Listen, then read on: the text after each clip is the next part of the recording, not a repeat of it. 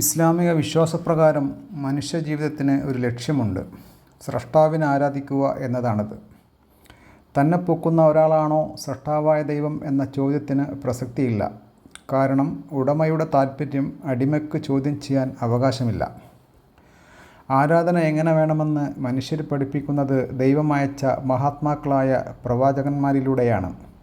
ഇബ്രാഹിം, മൂസ, ഈസ എന്ന യേശു, മുഹമ്മദ് എന്നീ പ്രവാചകന്മാരെല്ലാം പല കാലഘട്ടങ്ങളിൽ വന്നവരാണ്. ഖുർആനിലും ഹദീസിലും ഭക്തരുടെ വിശേഷണങ്ങൾ പറയുന്നുണ്ട്. ഭക്തിയിൽ തീഷ്ണത പുലർത്തുന്നവരെ ദൈവത്തിന് കൂടുതൽ ഇഷ്ടമാകുന്നു. അവരിലൂടെ പല അമാനുഷിക സംഭവങ്ങളും നടക്കുന്നു. ഇവരെ ദൈവത്തിൻ്റെ മിത്രങ്ങൾ അഥവാ വലി എന്ന് പറയുന്നു. സാധാരണ ഔലിയ എന്നും പറയാറുണ്ട്. അത്തരം ഒരു വലിയാണ് ബഗ്ദാദിൽ ജനിച്ചു മരിച്ച ഗൗസുൽ ആലം ഷെയ്ഖ് അബ്ദുൽ ഖാദർ ജീലാനി എന്ന മഹാൻ. കേരളത്തിലെ ആദ്യ കാവ്യത്തിൽപ്പെട്ട ഖാലി മുഹമ്മദ് രചിച്ച മുഹ്യിദ്ദീൻ മാല അദ്ദേഹത്തിൻ്റെ അപദാന സംഗ്രഹമാണ്.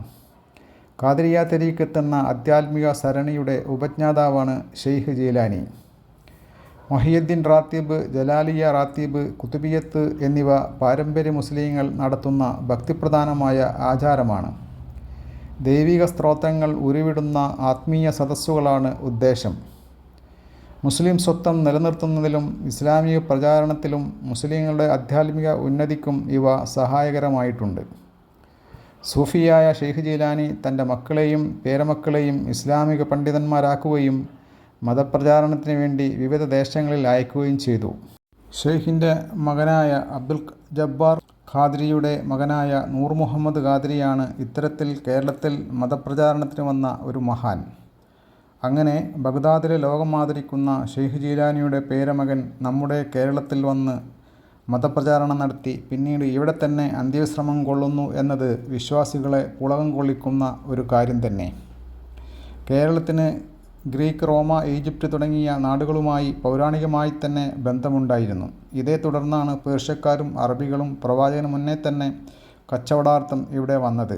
അങ്ങനെ അവർ വന്നിരുന്ന ഒരു പ്രധാന തുറമുഖമാണ് തമിഴ്നാട് തീരത്തെ കടലൂരിനടുത്ത പറങ്കിപ്പേട്ട.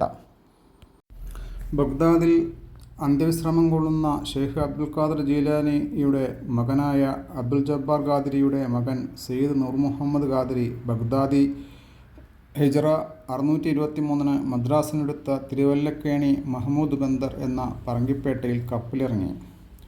അവിടെ നിന്നും കാൽനടയായി സഞ്ചരിച്ച് പാലക്കാടിനടുത്ത വിളയൻ ചാത്തന്നൂരിലെത്തുകയും ചെയ്തു. അവിടെ ഏഴാമ്പരി കോവിലകത്തിലെ ഇളയ രാജാവിൻ്റെ അധീനതയിലായിരുന്ന കൃഷിസ്ഥലത്തെ കളത്തിലുള്ള കളപ്പുരയിൽ വിശ്രമിക്കുകയും നിസ്കരിക്കുകയും ചെയ്തു. തെക്കുവടക്കായിട്ടായിരുന്നു ഈ കളപ്പുര നിർമ്മിച്ചിരുന്നത്. കിബിലയുടെ അഥവാ നമസ്കാരത്തിൻ്റെ ദിശയുടെ ഭാഗം ഏതെന്നറിയാതെ അദ്ദേഹം നിസ്കാരം തുടങ്ങുകയും അത് കഴിഞ്ഞപ്പോഴേക്കും കളപ്പുര കിഴക്കു പടിഞ്ഞാറായി ആവുകയും ചെയ്തത്രേ. കളപ്പുരയിൽ ഒരാൾ കടന്നിട്ടുണ്ടെന്ന വിവരം ലഭിച്ച ഉടൻ തന്നെ ഇളയ രാജാവും പടയാളികളും അങ്ങോട്ട് വന്നു. കളപ്പുര പടിഞ്ഞാറ് ഭാഗത്തേക്ക് തിരിഞ്ഞത് കണ്ടതോടെ ഇവിടെ വന്നയാൾ ദിവ്യത്വമുള്ള ആളാണെന്ന് ഇളയ രാജാവിന് മനസ്സിലായി. തുടർന്ന് വളരെ വിനയത്തോടെ നൂർ മുഹമ്മദ് ഖാദ്രിയുടെ അടുത്തെത്തിയ അദ്ദേഹം തൻ്റെ സഹോദരൻ്റെ മാറാരോഗം മാറ്റിത്തരുവാൻ അഭ്യർത്ഥിച്ചു.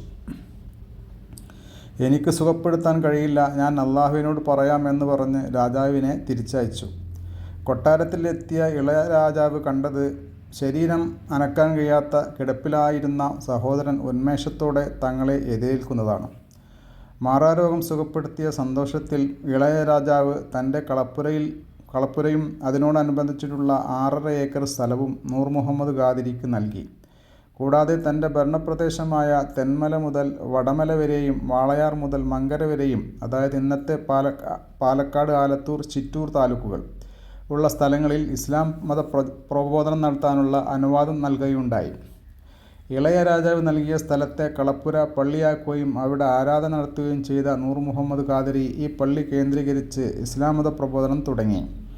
വിവാഹിതനാവുകയും മക്കളെയെല്ലാം പണ്ഡിതന്മാരാക്കി നാടിൻ്റെ വിവിധ ഭാഗങ്ങളിലേക്ക് ദീനീ പ്രചരണത്തിന് അയക്കുകയും ചെയ്തു. നൂർ മുഹമ്മദ് ഖാദ്രിയുടെ കറാമത്തുകളിൽ ആകൃഷ്ടരായി നൂറുകണക്കിന് ആളുകൾ ഇസ്ലാം മതം സ്വീകരിച്ചു.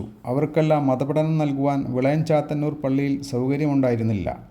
നൂർ മുഹമ്മദ് ഖാദ്രിയുടെ മക്കളും അവരുടെ മക്കളുമെല്ലാം പണ്ഡിതന്മാരായിരുന്നു. അദ്ദേഹത്തിൻ്റെ സന്താന പരമ്പരയിൽ ധാരാളം സൂഫി വൈദ്യന്മാരും ഔലിയാക്കളും ഉണ്ടായിട്ടുണ്ട്. കൊടുവായൂരിലെ മേലെപ്പള്ളിയിൽ അന്ത്യവിശ്രമം കൊള്ളുന്ന സയ്യിദ് നൂർ മുഹമ്മദ് ഖാദിരി ഇദ്ദേഹത്തിൻ്റെ 5ാമത്തെ പരമ്പരയിലെ മകനാണ്.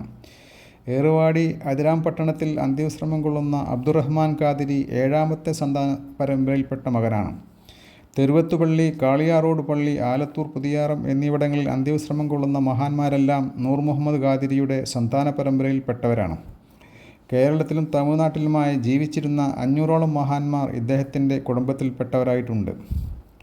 സയ്യിദ് മുഹമ്മദ് ഖാദിരിയുടെ സന്താനങ്ങളും ഇസ്ലാമതം സ്വീകരിച്ചവരുമായി ധാരാളം മുസ്ലിങ്ങൾ ഉണ്ടായതോടെ പല ഭാഗങ്ങളിലും പള്ളികളും മഹല്ലുകളും വന്നു. ഇതോടെ ഒരു ഖാദിയുടെ ആവശ്യം വരികയും കുടുംബയോഗം ചേർന്ന് മേലെപ്പള്ളി സയ്യിദ് നൂർ മുഹമ്മദ് ഖാദിരിയെ വിളയം ചാത്തന്നൂർ പള്ളിയിലെ ഖാദിയും മറ്റു പള്ളികളിൽ മേൽഖാദിയായും തിരഞ്ഞെടുത്തു. പാലക്കാട്ടെ പലയേറെ പള്ളികളിലേക്കും ജുമാ നടത്തുവാൻ ഇവിടെ നിന്നായിരുന്നു പണ്ഡിതന്മാരെ പറഞ്ഞയച്ചിരുന്നത്. കുതിരവണ്ടിയിൽ പോയിട്ടായിരുന്നു ഓരോ പള്ളികളിലും ഖുതുബ നടത്തി തിരിച്ചു വന്നിരുന്നത്. നൂർ മുഹമ്മദ് ഖാദിയുടെ മരണത്തിന് ശേഷം അദ്ദേഹത്തിൻ്റെ മകനും ഇന്നേ വരെ അവരുടെ സന്താന പരമ്പരയിലെ ഏറ്റവും വലിയ പണ്ഡിതന്മാരുമായിരുന്നു ഇവിടെ ഖാദി സ്ഥാനം അലങ്കരിച്ചിരുന്നത്. കേരളത്തിൽ തികച്ചും സമാധാനപരമായി സൂഫികളിലൂടെ അവരുടെ തരീഖത്തിലൂടെയാണ് ഇസ്ലാം മതം പ്രചരിച്ചത് എന്ന് കാണാം.